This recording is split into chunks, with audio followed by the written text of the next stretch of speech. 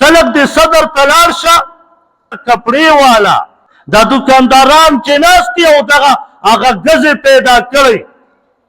ما ته قسم په الله یو کس وی چې استادجي چې د زنانو جوړه مثلا د 500 ګزو نه کېږي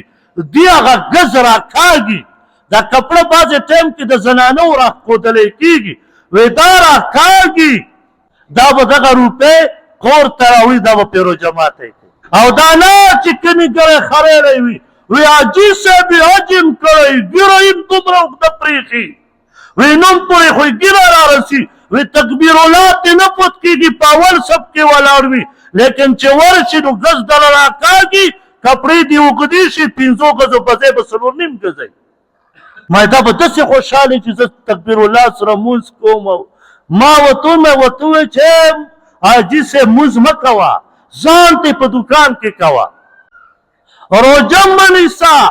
په دې مردارو پیسو چې ته ماتې دا روژه نو روژه دې هم نه کېږي ځان ولې ستړی کې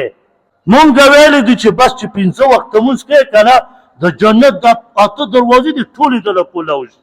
مړه خو چې په دې کمه دې خوښه یې پرې ورپشه مړه داسې څه ګپ دی یوازې دا په دې قرآن کې صرف مونځ دی 28 ځایونو کې یا 27 ځایونو کې د مونځ ذکر راغلی نور دا ټول قرآن په معاملاتو ډک دی او په عقیدې ډک دی